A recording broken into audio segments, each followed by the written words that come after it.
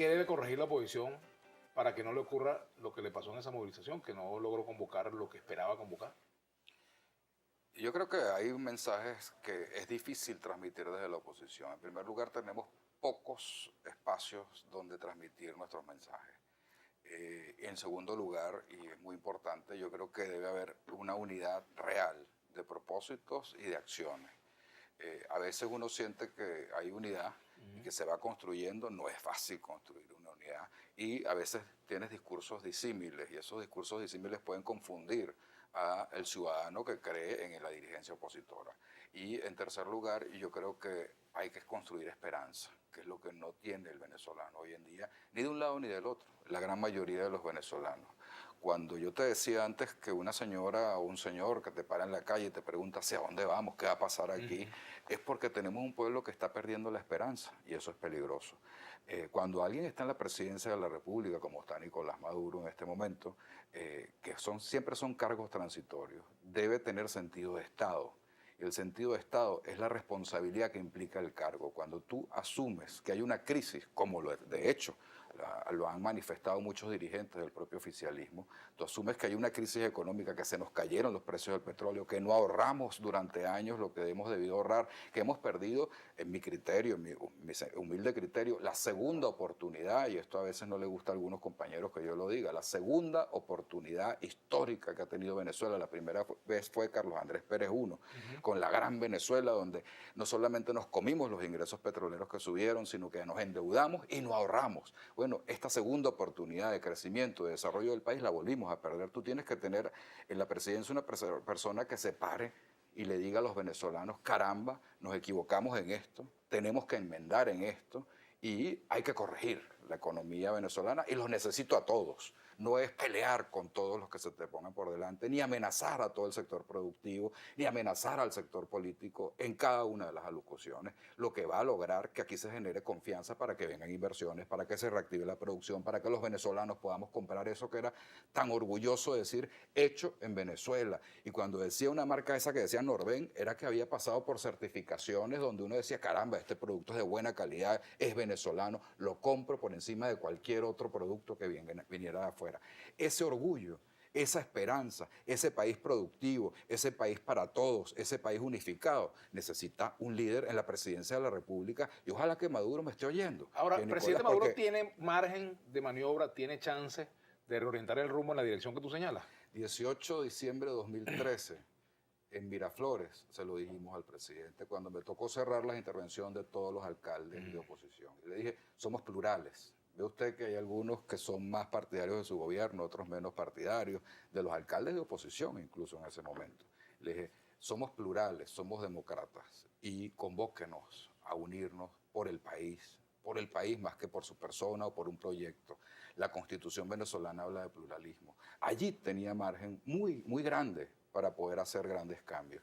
Yo no sé si ese margen existe hoy en día, por lo menos no en la misma proporción en que existió en diciembre de 2013.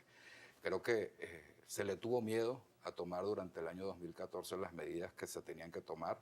Vino la caída de los precios del petróleo casi que inesperada, o por algunos inesperada, para rematar el asunto, y entonces ahora hay que tomar medidas. Yo creo que ojalá convocara a todos los venezolanos en este momento tan difícil que estamos viviendo, porque no es un problema de oposición, de gobierno, de revolución, de socialismo, no es concepción ideológica, es concepción de patria, es hacernos productivos, y es hacernos productivos y el valor del trabajo, dos cosas que hemos perdido como venezolanos. Cuando tú cobras sin trabajar, estás siendo un sinvergüenza, pero cuando tú no produces también, estás siendo un sinvergüenza como país. El país tiene la obligación de estar produciendo, y el país tiene la obligación de que toda su fuerza productiva esté trabajando. Ahora, ¿cómo lo hace? Solo el Estado. Esa es la concepción extraña que se ha tenido aquí, que el Estado subsidia, que el Estado paga y que el Estado tiene que ser el gran hegemónico. No, el Estado es el gran controlador, el gran regulador, el gran equilibrador de la balanza, el que tiene que hacer la justicia para que todos podamos vivir mejor, pero no es el que tiene que estar produciendo, el que tiene que tener turismo, el que tiene que tener todas las empresas del Estado. Hablando Porque hay precisamente quiebras. de eso, de lo que son las medidas, Gerardo, el presidente en su discurso anunció algunas medidas. ¿Cuáles son correctas, cuáles son insuficientes, cuáles van en la dirección equivocada? Anunció una mega devaluación, creo que tardía. Nosotros hemos debido a ir a un proceso cambiario mejor que el que teníamos hace tiempo, porque seguía el derroche de dólares hacia afuera. Fíjate, todo el que conoce a un ciudadano colombiano estaba viviendo de las remesas hasta hace un año. Y si ganaba pues tantos bolívares, los mandaba en remesas y los regresaba, y era una fortuna lo que hacía. ¿Quién estaba perdiendo en ese sistema? Venezuela, los venezolanos. Los venezolanos no podíamos acceder a ese tipo de remesas y cosas de esas que podían hacer ciudadanos colombianos en Venezuela. Pero no solamente eso, yo creo que esa mega devaluación que nos anunció todavía no terminan de definirla. Entonces todo es como por pedacitos. Terminen de decir todas las medidas, asuman que estamos en esa crisis, hay un costo político que pagar, evidentemente, y cada día que pasa va a ser más fuerte ese costo político que pagar, pero los venezolanos tenemos que tener la fortaleza de superarnos a nosotros mismos. Ahora, si no lo dices, si sigues corriendo la arruga, si dices voy a una mega devaluación con un sistema de 6.30 para alimentos y salud, que no consigues medicina y no consigues alimentos, donde dices voy a un SICAD unificado de un solo cambio y voy a las casas de cambio para otro tipo de cambio y no terminas de señalar por dónde es el camino y la implementación de eso, no se reactiva ninguna economía, sigues corriendo la arruga. Entonces el presidente se nos va a darle el pésame a los árabes sauditas, muy bien, pero aquí necesitamos decisiones, necesitamos dirigencia, necesitamos un capitán de barco que nos esté diciendo para dónde va el barco. Aquí hay algunos comentarios en el Twitter, Gerardo. Diego de la Vega dice, Gerardo Blay, trabajador en huelga de hambre frente a oficina de Tarek William Saab desde hace 6 días, labios cosidos, atención. Un trabajador creo que del Sarén, que está planteando... Bueno, Tarek Sal. Te conocemos Eh, como defensor de derechos humanos antes de tus posiciones del chavismo. Sal a la puerta de tu oficina. Si yo tuviera a alguien así en la puerta de mi oficina, estaría afuera. Gabriel Perdomo, Gerardo Blay, ¿por qué no se invitan a quien del pueblo y que es el que está viviendo esta realidad? Otro planteamiento por aquí. Bueno, aquí pregunta sobre el tema del aumento de la gasolina. El aumento de la gasolina, ¿viste la publicidad que está lanzando ahora el gobierno sobre este tema para crear conciencia en torno a que es evidente la necesidad de aumentar la gasolina? Es muy buena cuña. Ajá, son muy buenas cuñas. Y yo dije, caramba, los están asesorando muy bien en la parte publicitaria porque es muy buena cuña. Yo quisiera ver una cuña que dijera más o menos lo siguiente. Hermanos de Bolivia, hermanos de Nicaragua, hermanos de Cuba, el petróleo, con el petróleo los ayudamos mucho tiempo, pero en este momento estamos en las vacas flacas y no podemos seguir sacándolo. Entonces, amarrémonos el cinturón primero como Estado, hagamos control de nuestro producto principal de exportación que se llama el petróleo y luego le decimos a los venezolanos te voy a subir a la gasolina, que me parece que va a tener que subirse la gasolina. Pero primero la discusión debería ser ¿cómo vas a controlar tú el inmenso gasto público? Fíjate, el presidente Chávez cuando asumió... ¿Tú estás de acuerdo con el aumento de la gasolina? No como primera medida. Y creo que nos las están anunciando como primera medida. Primero tú tienes que dar símbolos como gobierno nacional de que recortas el gasto público en el gobierno nacional. ¿Cómo es posible que tengamos la cantidad de ministerios que tenemos y la cantidad de viceministerios que tenemos y la cantidad de institutos autónomos y de empresas del Estado y de... Cada vez que pasa algo o que sucede algún problema, cree una comisión presidencial para tal cosa? Burocracia, burocracia, burocracia, burocracia, burocracia. Sigue creciendo la burocracia y el gasto dispendioso del Estado en vez de empezar a reducirlo. Yo recuerdo al presidente Chávez que criticaba que aquí había muchos ministerios. Claro, después subió el petróleo y se le olvidó lo que él decía, pero regresen ustedes mismos, los que están en el chavismo, a lo que decía el presidente Chávez cuando el petróleo no estaba haciendo. Reducir el gasto del Estado, primero que nada, porque es el ejemplo que tiene que dar el dirigente. Y después le dices al pueblo, ok, te voy a aumentar la gasolina, porque ya yo di el ejemplo en casa. Yo reduje el gasto del Estado. Aquí otro planteamiento. Iván Figuera, la MUD dice que el modelo económico del gobierno fracasó. ¿Cuál es el modelo económico que propone la oposición? Por aquí me preguntan también cuándo vamos a reponer el programa con Buniac. Lo vamos a reponer próximamente. Vamos a invitarlo nuevamente, no a reponer el programa, sino invitarlo, a completar el programa, hacer un programa completo. Pero bueno, este planteamiento que hace Iván Figuera sobre el modelo económico. Te lo hablo desde la visión de la socialdemocracia, que es la que practico yo.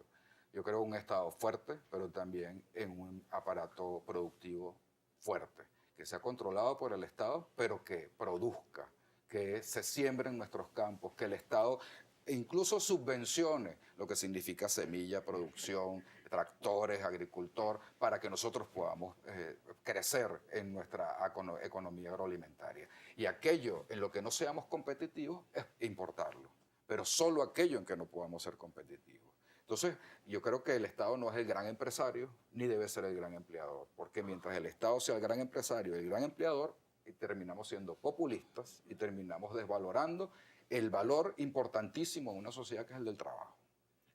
Hablando, como tú te defines como socialdemócrata, Gerardo, ¿cómo te parece el triunfo de la izquierda en Grecia?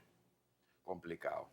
Complicado para Grecia. Lamentablemente se vuelve a suceder en la historia y puede suceder en España, y lo hablábamos fuera de cámara, con Podemos, que cuando los modelos no dan resultados y las sociedades bipartidistas no dieron los resultados que debían dar y están en procesos incluso de extremas medidas económicas como las que vamos a tener que ahora sufrir los venezolanos, viene un péndulo que se va hacia el otro lado por completo. Y yo creo que ninguno de los polos son buenos para ninguna sociedad. Ojalá que les vaya bien a los griegos con la elección que dieron ayer. Bueno, el mejor antídoto para eso es hacerlo bien. Eso vale para cualquier lugar del mundo, ¿no? Evidentemente.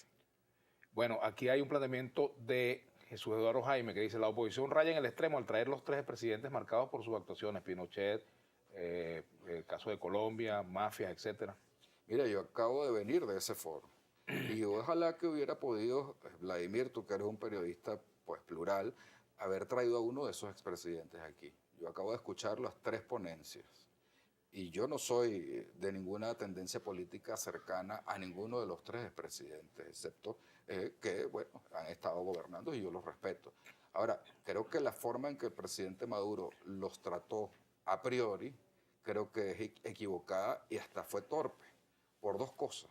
La primera de ellas, el presidente Maduro va a dejar de ser presidente, algún día será expresidente y la presidenta Cristina Kirchner a lo mejor estará expresidenta con él y Evo Morales, y todos comparten una tendencia política. ¿Quién les puede criticar a futuro? ¿O con qué cara irían a futuro a un país donde esté gobernando lo que ellos denominan la derecha a reclamar por los derechos que ellos consideren violados de algún ciudadano o algún dirigente político afín a ellos, como expresidentes? Es que a veces no nos ponemos en los zapatos de los demás a futuro, sino que creemos que vamos a estar eternamente donde estamos. En segundo lugar, prohibirles que vayan a ver a Leopoldo López. Bueno, eso no tiene ningún sentido en política. El presidente Chávez lo visitaba todo el mundo cuando estaba preso. Cuando Capriles estuvo preso, yo podía visitarlo y yo no soy familia de Capriles. Todos los domingos a donde estaba preso en el SEBIN, en el helicoide, porque los domingos es día de visita. A Leopoldo no se le puede visitar, solamente lo puede visitar sus abogados y sus familiares. Incluso para reflexionar con él y debatir ideas con Leopoldo.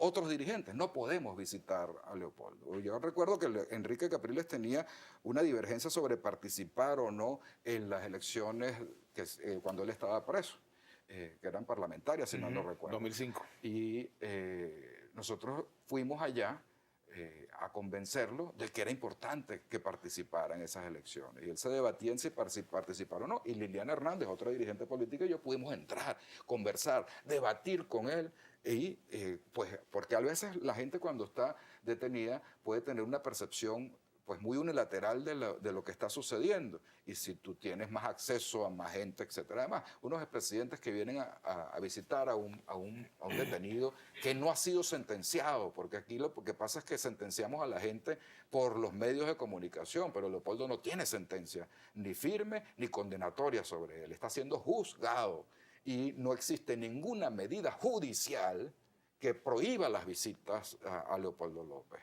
No la existe. Ahora, ¿cuál es la reglamentación? Solamente los días de visita, que son los días domingo en caso de Ramo Verde. ¿Por qué no se les permitió? Yo creo que fue un error político, además una torpeza política, porque entonces esa es la noticia hoy en titulares de muchísimos periódicos de la ciudad y del interior del país.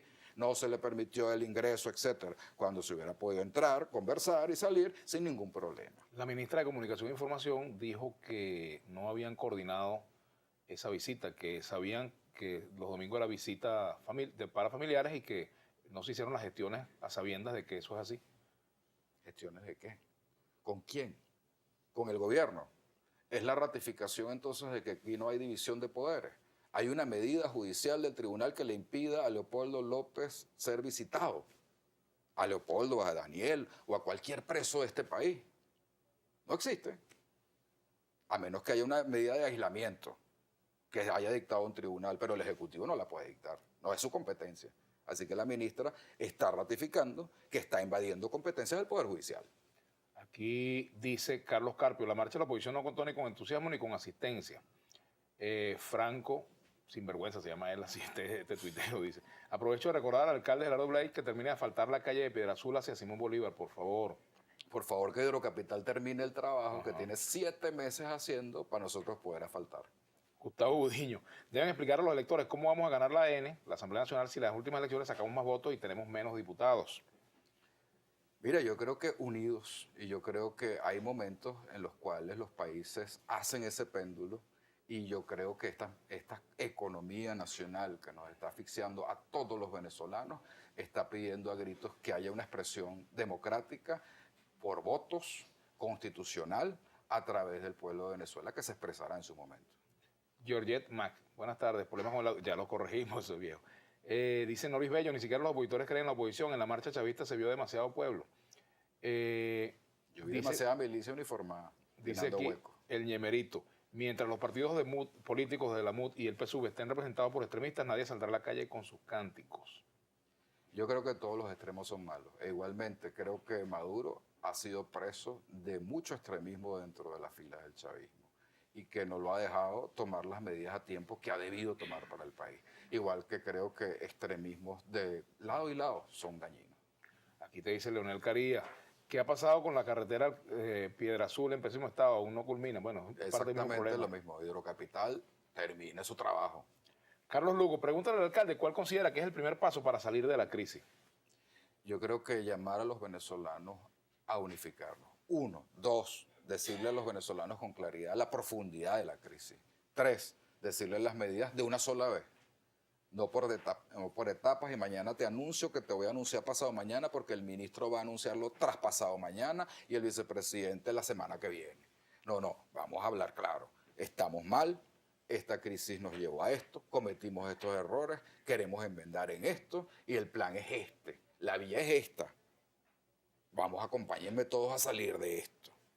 Ahora, si no lo hacen, si no lo asumen, seguimos en este sinsentido en el cual la gente te dice en la calle, ¿para dónde vamos? ¿Qué expectativas tienes con la convocatoria que se piensa hacer de economistas? Este esfuerzo que, bueno, estas reuniones Ojalá que va a coordinar plural. Miguel Pérez Abad. Ojalá que sea plural. Ahí va a estar también, hoy que va a estar Ricardo Sanguino, con quien compartimos en la Asamblea Nacional. Bueno, Ricardo tiene acceso a muchos otros economistas del país, no solamente del lado de lo que se llama la revolución o amigos del chavismo, que pueden darle soluciones importantes. Yo no soy economista, yo soy un sencillo abogado prestado ahora a ser alcalde, pero yo creo que he escuchado a bastantes economistas proponer cosas muy racionales y muy inteligentes durante los últimos años que no se han aplicado en Venezuela. Vladimir Maldonado dice, mira, alcalde, te veo la cara y me recuerda cuando dieron el golpe y salieron pidiendo la renuncia del presidente Chávez. Saludos. Ajá. Alcalde, ¿qué opina de los viajes de Maduro? Dice Juan Pablo ZB. Bueno, el primer periplo no fue muy bueno porque regresó a casa sin buenas noticias. El segundo fue para una visita de cortesía a Bolivia, donde asumía por tercera vez Evo Morales la presidencia de la República. Y el cuarto ha sido para dar un pésame. El tercero, del cual tampoco esperamos que regrese con buenas noticias económicas. El problema es que tenemos que poner la casa en orden nosotros y el presidente de la República primero que nadie, para que después nos crean afuera. Doctor Carlos Arroyo dice, la institucionalización de la escuela en Venezuela es degradante y humillante. Absolutamente de acuerdo. Ajá. El mito del aparato productivo, cuando en Venezuela lo único que tenemos es una economía de puerto, nunca producimos nada, dice Culalux. Sí producíamos, a lo mejor no tiene edad el tuitero para recordarlo, pero yo sí recuerdo productos hechos en Venezuela, marca Norben, y uno se sentía orgulloso de comprarlo. Cuando le ponían la marca Norben eran los gobiernos que supervisaban la producción de un producto determinado y decía, caramba, este producto es bueno.